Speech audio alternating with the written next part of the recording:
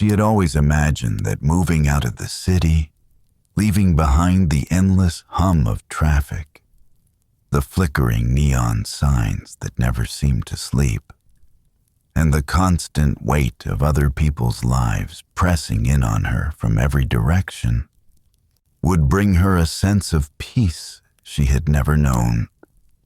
A quiet sanctuary where she could finally exhale and feel like she belonged somewhere.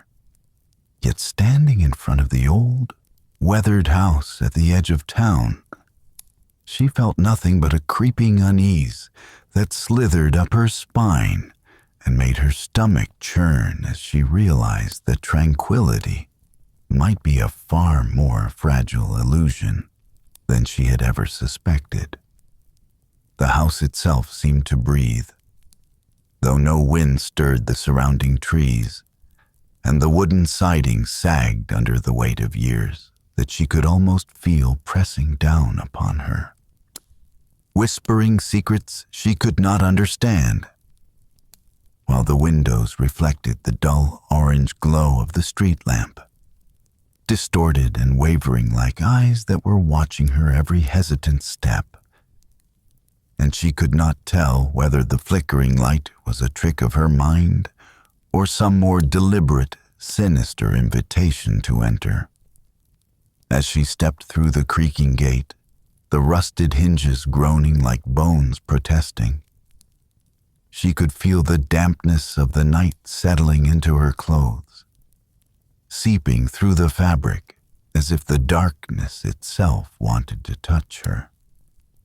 And every footstep she took along the cracked path seemed to echo louder than it should, bouncing off the walls of the house and multiplying in her ears, until she was certain that she was surrounded by more than just shadows, that she was being watched by something that existed only in the periphery, just beyond her line of vision, patient and immovable.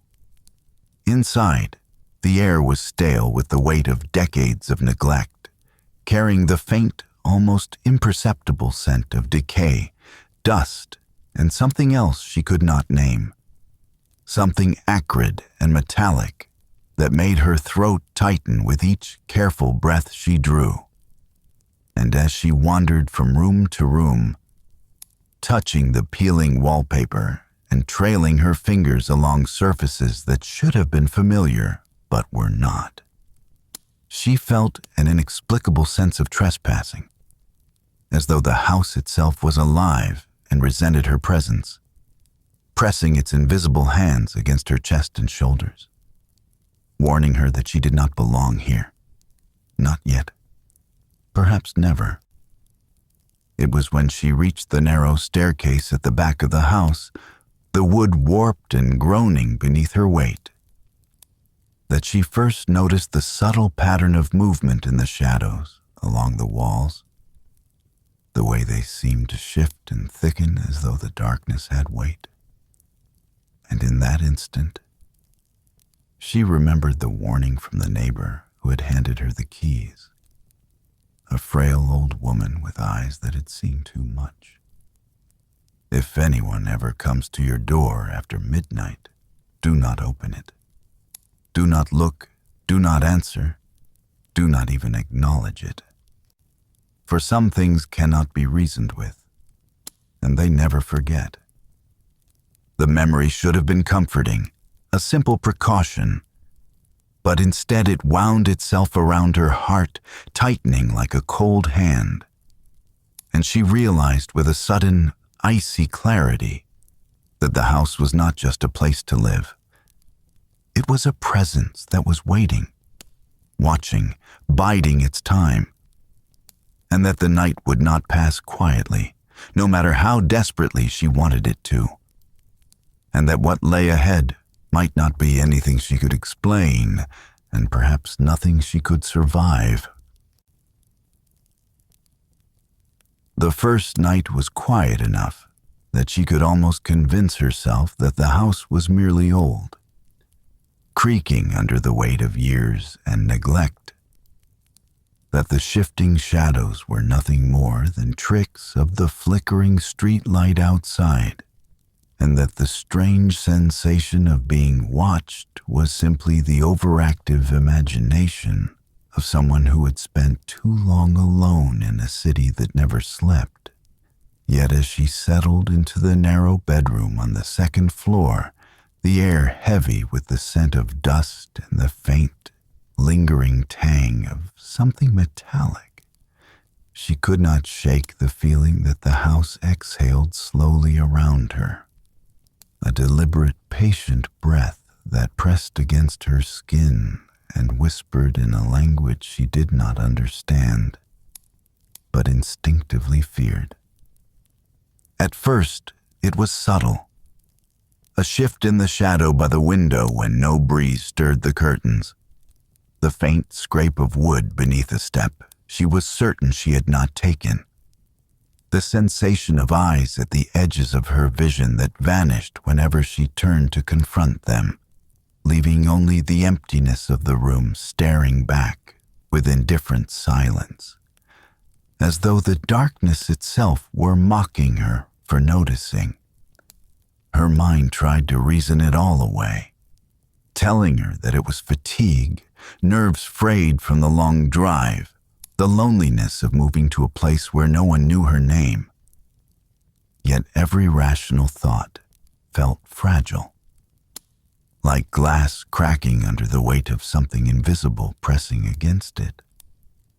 And she could feel the tension crawling through her body, coiling tighter around her chest, her shoulders, her stomach, until the house seemed to echo with it, amplifying her fear into a palpable, almost physical force that she could not escape. By midnight, the unease had grown into something more insistent, an unshakable awareness that she was not alone, that the quiet of the house was deceptive, a thin veil over something darker, something patient and deliberate. The first knock came then, soft, almost polite in its rhythm, a gentle rapping on the front door that should have been unremarkable, except for the fact that it seemed to reverberate through the walls, settling into her bones and refusing to leave. A sound that vibrated with a weight that should not exist in such a small noise. She froze, her heart hammering in her chest, telling herself over and over that it was probably a neighbor who had lost their way, a prankster, or perhaps even her imagination. Yet the sound persisted, patient and steady, as if testing her resolve, and she felt the hairs on the back of her neck stand rigid, the instinct to flee, warring with the stubborn logic that told her to remain calm. Hours passed in a haze of restless vigilance, and each sound, however small, seemed magnified, charged with meaning she did not want to understand. The stairs creaked beneath invisible footsteps, soft at first, hesitant and then deliberate, moving slowly from the hall below toward her bedroom. And she could swear that at one point, the shadow at the window had thickened, stretching across the room in a slow, deliberate crawl, as if the darkness itself were reaching for her, bending and twisting in shapes that defied reason. She tried to ignore it, tried to breathe through the tension coiling in her stomach. Yet every time she closed her eyes, the weight of the silence pressed harder, and she could hear whispers where there were none, feel touches that were not there, a coldness curling around her feet and climbing her legs, as if the house itself were testing her, daring her to acknowledge the presence it had kept hidden until that precise moment. Sleep, when it came, was shallow, fractured, haunted by the memory of the knock and the sense of being observed from somewhere just beyond her perception. and in the early hours before dawn, she woke with a start to the sound of another knock. Slower this time, deliberate and knowing, as if the thing outside had studied her patterns, her habits, her every move, and timed its arrival for maximum terror. She did not move, did not breathe, barely dared to blink. And in the quiet that followed, she could feel the air itself thicken, pressing against her throat, the throat constricting her lungs, until she felt as though she were submerged in some invisible, suffocating liquid that the house had conjured around her alone. A punishment for her curiosity, for her decision to come here, to intrude into a place that did not want her. Morning offered no relief. The sunlight filtered weakly through the grimy windows, but the house had not softened with the day. It remained oppressive, its air heavy with the memory of the night, as if the darkness had left residue, lingering in corners and along the edges of the walls. She moved through the house cautiously, every step measured, aware that the floorboards could betray her position, that the shadows might shift again, and even the mundane act of pouring herself coffee became a trial. The quiet clink of the cup on the counter sounding like an alarm, a signal that her solitude was being watched and catalogued. The neighbor's warning, distant in her mind until now, seemed suddenly concrete. A lifeline thrown into a storm she could no longer deny. Do not open the door after midnight. That night, the knocks returned with a purpose she could no longer ignore. They were not hesitant or polite now. Each one was deliberate, resonant, echoing with the knowledge that she was home, that she was alone, and that the thing outside, or perhaps inside, understood her in a way that no human could. Her fingers trembled as they clutched the edge of the bed, and she could feel the blood rushing in her ears, the tight coil of fear expanding until it occupied every corner of her mind. A persistent hum of dread that drowned out rational thought.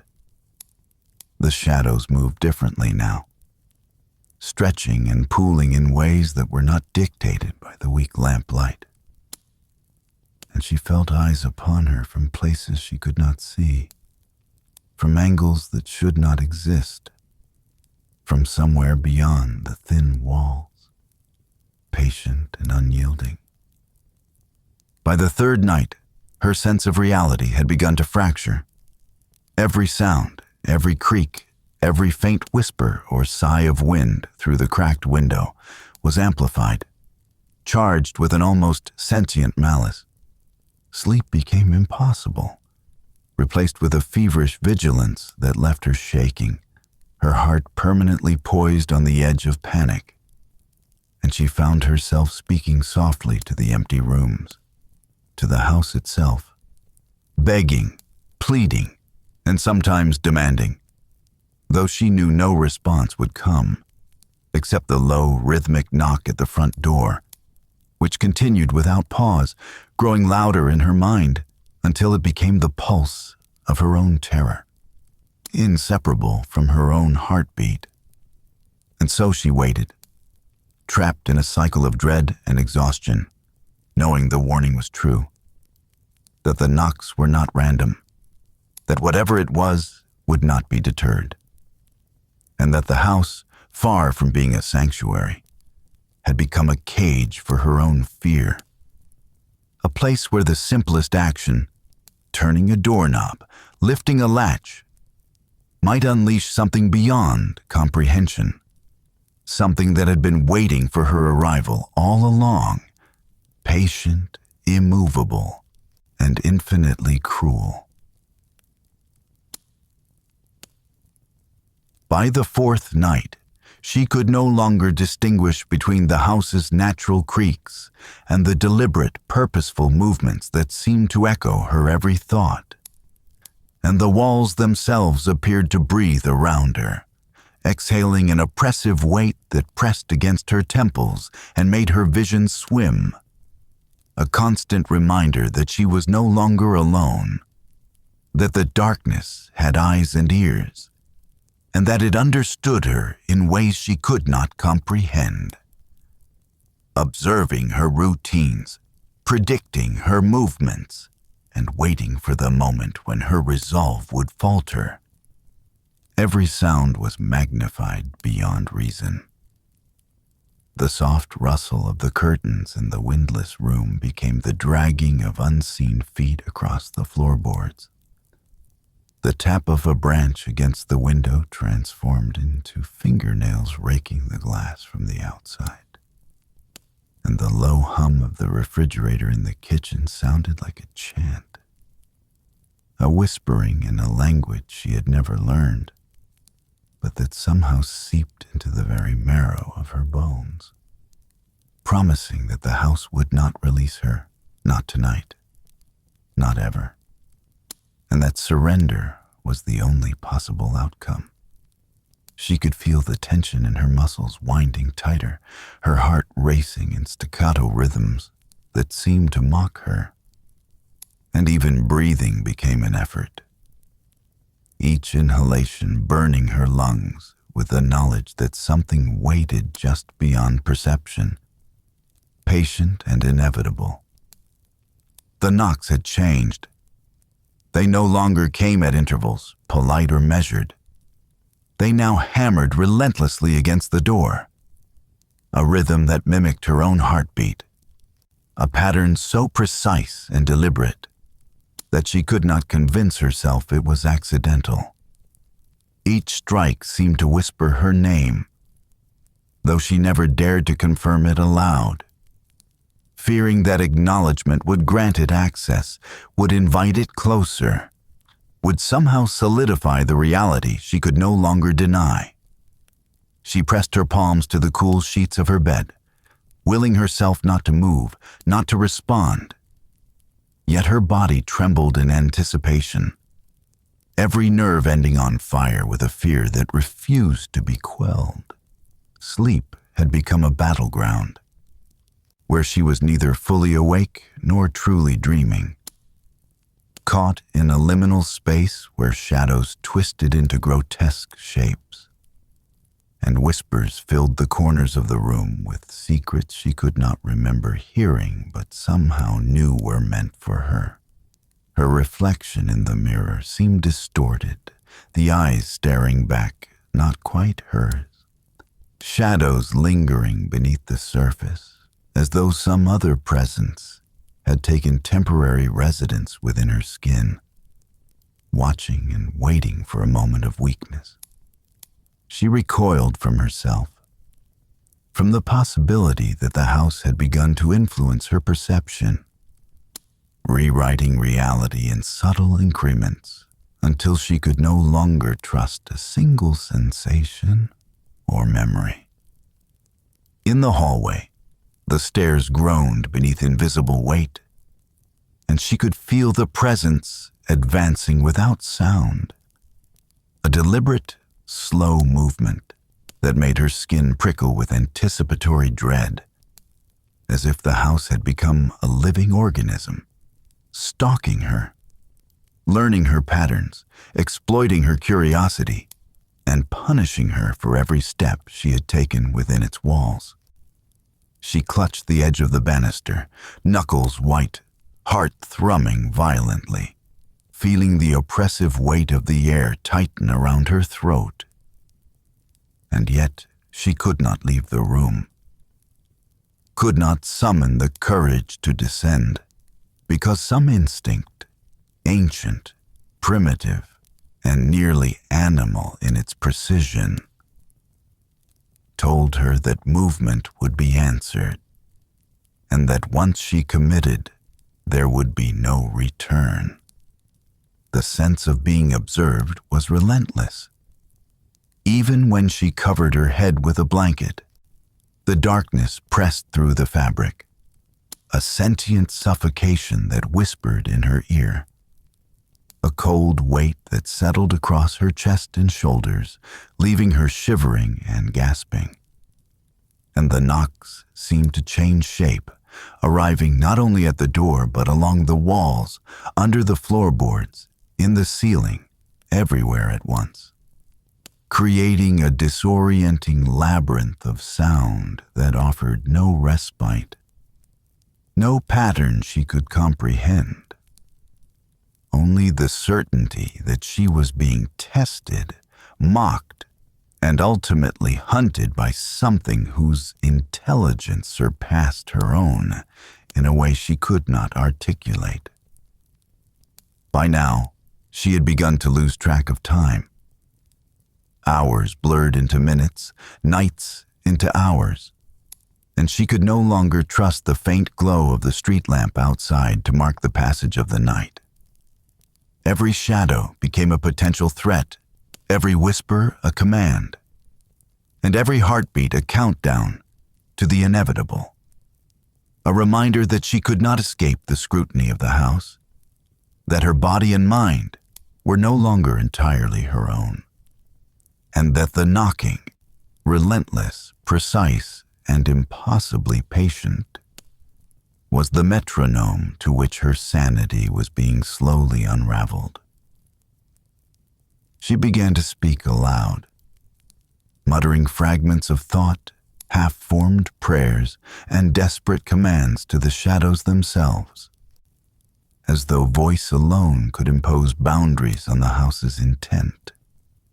Yet her words were swallowed instantly by the oppressive air, leaving only echoes of her own fear to answer back.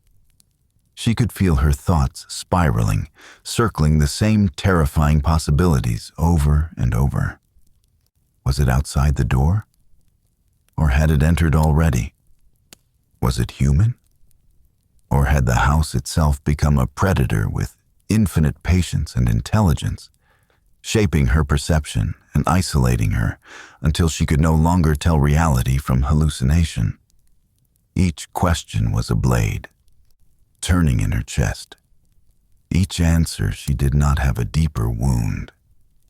Then she began to tremble uncontrollably, tears streaming down her face in silent acknowledgement of the terror she could not escape. By the end of the night, she was a bundle of raw nerves, her body trembling, her thoughts jagged and fragmented, aware that the next knock could be the one that would change everything. That the boundary between observer and observed had dissolved entirely, leaving her in a liminal space where the house was not just a structure, but a sentient entity, a predator, and she was the prey, waiting, always waiting, for the final moment when the patience of the dark would be satisfied, and she would understand, too late, the full consequences of her presence. The night had arrived, heavier than any before, pressing against the walls of the house with an almost tangible density that made every breath a labor, and she could feel it crawling into her bones, insinuating itself beneath her skin, until the very notion of safety seemed absurd, a fragile illusion easily shattered by the relentless persistence of the knocks, which now came with a fury that transcended reason, hammering at the door, rattling the frame, echoing through the floors and ceilings in a rhythm so violent and deliberate that it was as though the house itself had taken her pulse and decided to match it, to overwhelm it, to claim it as part of the growing symphony of terror that had become her existence. She clutched the sheets, knuckles white, her body trembling uncontrollably as she tried to anchor herself in some fragment of rationality. But every sense screamed that she was not merely being watched, not merely isolated, but hunted. That the house had transformed into a living, sentient predator that studied her movements, her fear, her smallest hesitation, and timed its attacks with a precision that mocked the limitations of human comprehension.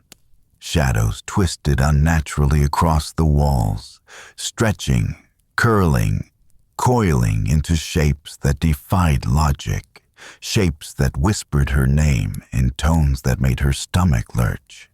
And she could feel them shifting in a rhythm independent of any light source, independent of the mundane physics she had once relied upon, until the very fabric of the room seemed untrustworthy, as though reality itself were bending under the weight of something ancient and patient, something that had existed long before she had ever conceived of fear. The knocking changed again, no longer originating from the door alone, but from the walls, the floor, the ceiling, as if the house had become a single, immense organism, each part vibrating in harmony with the others. An omnipresent drumbeat that penetrated her mind, seeping into her thoughts, leaving her incapable of focus, incapable of coherent thought.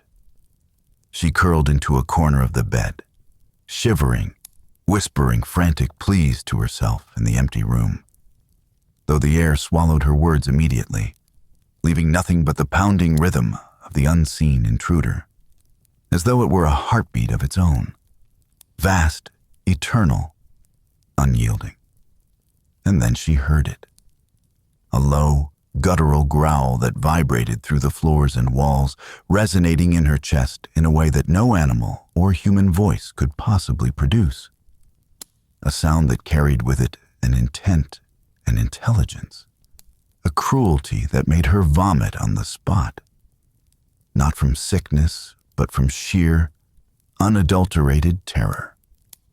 The shadows had begun to move independently, sliding along the walls toward her bed, coalescing into forms vaguely humanoid, yet impossibly distorted, their edges flickering in and out of perception, their presence pressing against her consciousness with a weight that made her question whether she would survive the night at all, whether she would ever again experience light without the oppressive awareness that it was a fragile, temporary reprieve from the darkness. Her mind began to fracture. Thoughts collided violently, spiraling into panic and paranoia, and she could feel the edges of reality disintegrating, leaving only the immediate terror and the pounding, relentless knocking that now seemed to take pleasure in mimicking her own heartbeat, exaggerating it, prolonging it, and weaving it into a rhythm that she could neither escape nor resist. Every attempt to focus, to rationalize, to anchor herself in the familiar failed. The mirrors reflected not her own image, but shifting shapes, faceless figures pressing from behind the glass. And when she turned away, the reflections lingered in the darkness, their presence pressing against her neck, her shoulders, the back of her mind, an intimate, invasive horror that made her skin crawl, as though she were no longer alone within her own body. She tried to flee, stumbling from the bed, her hands grasping at the banister as if it were a lifeline. And yet the house conspired against her. Stairs seemed to stretch infinitely, the hallway elongated into corridors that had never existed, and doors that should have led outside now opened into darkness so dense that it consumed the weak glow of the street lamp entirely, leaving her in a void of her own fear, where the only movement was the rhythm of the knocking and the shifting shadows that crept closer, ever closer, with a deliberate patience that made her chest tighten and her breath come in jagged, desperate gasps. Time lost all meaning. Minutes became hours, seconds dissolved into eternities. And the house whispered around her, its voice subtle at first, threading into her thoughts, then undeniable, a chorus of unearthly tones that resonated with her deepest fears, with memories she had never admitted even to herself, twisting them into something grotesque and cruel. And she could feel herself unraveling, thread by thread, her sanity dissolving under the onslaught, leaving her raw, exposed, trembling, and entirely at the mercy of whatever force had claimed the house as its domain. And then, just as she felt she could endure no more, the knocking stopped. Silence crashed over her like a tidal wave, so absolute and unnatural that she could hear her own blood rushing in her ears, the tremor in her limbs magnified into an unbearable tension, and the shadows themselves seemed to freeze in anticipation. For a fleeting, almost intolerable instant, she felt a presence directly behind her, a cold, impossible weight pressing into the small of her back, a breath on her neck that was not her own. And then, before she could turn, the room erupted in chaos. Shadows lunged, walls vibrated with the fury of invisible fists, the air filled with a low, screaming wail that resonated in a pitch that made her teeth rattle and her skull ache. And she realized with a clarity that terrified her beyond all reason that the house was not merely haunted, not merely alive, but a predator that had now decided to claim its prey. She screamed, though the sound felt swallowed by the chaos, her body twisting and thrashing, trying to escape a force that had no form but infinite power, until exhaustion took her, and she collapsed to the floor, trembling, tears streaking her face, every nerve ending on fire with terror, as the shadows drew close, as the knocking, so precise, so cruel, resumed, hammering now in a rhythm that promised an end she could not yet see.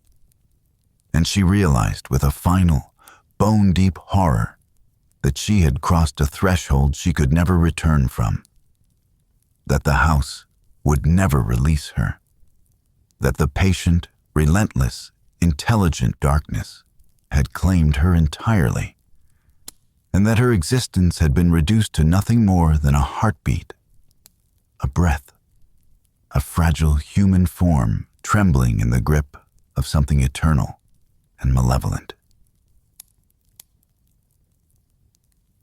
When dawn failed to arrive, she understood with a clarity that was almost unbearable that time no longer held meaning within the house, that the relentless cycles of knocking, shadows, and whispers had replaced day and night, replacing reality itself with a nightmare that moved according to rules she could not hope to comprehend, and that the moments of terror were not interruptions, but the only truth.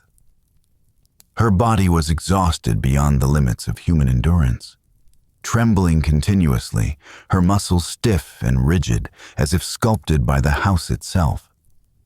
And yet her mind refused respite, spinning in a vortex of fear and paranoia that left her incapable of distinguishing between her own thoughts and the invasive, alien consciousness that seemed to inhabit the walls, the floors, and the very air around her, watching, judging, and manipulating every flicker of her awareness.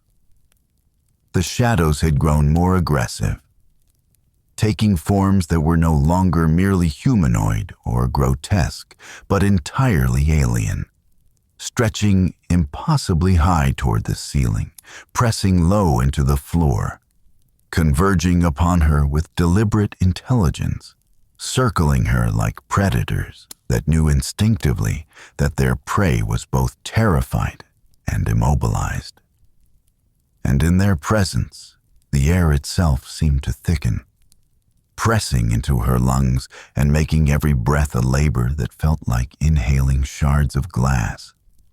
She could no longer lie on the bed. could no longer pretend that any corner offered safety, because the darkness had claimed all space, and every attempt to move, to escape, to act as though she still possessed agency was met with immediate resistance, subtle and cruel. A manipulation of perception that left her tripping over non-existent obstacles, walls bending slightly to block her path, and the floor shifting beneath her weight in ways that made her feel as though she were drowning while standing. Whispers invaded her mind now directly, no longer muffled or hesitant, but insistent, urgent, and filled with a knowledge she could not deny. Speaking in a language she understood, but had never learned. A voice that echoed her own fears, her own self-doubts, her memories of every failure and humiliation, and then twisted them, contorted them, reshaping them into accusations, promises, and threats so precise that she could not even attempt to resist believing them. Her reflection, when she dared to glance into a mirror, was no longer her own, but a shifting, writhing mockery of herself. Eyes hollow yet glimmering with awareness, mouth opening in silent screams that mirrored the ones trapped inside her chest. And she realized, with a terror that made her chest tighten painfully, that the house had begun to rewrite her very identity, reshaping her from within until there was no line between who she was and what the house wanted her to become. The knocking had become irregular again, now sharp and violent, then soft and mocking. A rhythm that seemed to bypass her ears and settle directly into her nervous system, vibrating through her spine and skull. Each strike like a strike against her soul rather than her body. Every door she approached, every corridor she entered, threatened to collapse, twist, or extend infinitely. And the very air smelled of decay, of wet earth, of distant smoke, and of something else she could not name. A presence she could feel writhing just out of sight, but palpably aware of her smallest movement, her faintest breath, the slightest twitch of her eyelids. Panic and exhaustion collided within her, creating a sensation that she might tear apart at any moment, her mind stretching thin over the edges of reason. And yet she could not stop. She could not close her eyes. She could not surrender entirely, because to do so would be to accept the full dominion of the darkness that had claimed her home, her life, and soon enough, herself. Then, as if in response to her deepest terror, the walls began to bleed. Not blood in the literal sense, but a dark, viscous substance that pulsed and moved like a living organism, seeping from the cracks in the wood and plaster, dripping down in long, sticky strands, leaving behind patterns that seemed to form faces, screaming silently, twisting expressions of agony and fury that mirrored the slow unraveling of her own mind. She wanted to look away, to cover her eyes, to flee, but the shadows now pressed against her from all sides, moving impossibly, sliding over surfaces and through spaces that should have been impossible, converging until she was trapped in a small pocket of floor, cornered like an animal, her screams lost in the expanding chorus of the house's consciousness. She remembered the first night she had arrived, the promise she had made herself that she would explore, investigate, and understand, and the stark contrast between that naive resolve and the reality now pressing upon her consciousness made her feel a grief so intense that it was indistinguishable from terror itself. Her body shivered, racked by tremors that felt both physical and spiritual. and she could sense the house's awareness focusing upon her, absorbing her fear, reshaping it, amplifying it, turning it into a tangible, manipulable force, until she felt as though she were both the hunted and the weapon simultaneously, a conduit through which the darkness might interact with the world beyond the walls. Her vision blurred, the room stretching and contracting in impossible ways. The ceiling dropping low over her head, the floors rising to crush her. And yet she continued to crawl, moving instinctively towards something she could not see, driven by a blend of raw survival instinct and a perverse hope that she might find a door, a crack, a flaw in the house's perfection, however faint. Every shadow lunged, every whisper called her name, every heartbeat synchronized with the invisible hammering against walls, floors, ceilings. And yet, despite the absolute terror, she could not stop, could not surrender entirely, because the alternative, a passive acceptance of the darkness, felt infinitely worse than the active horror she endured.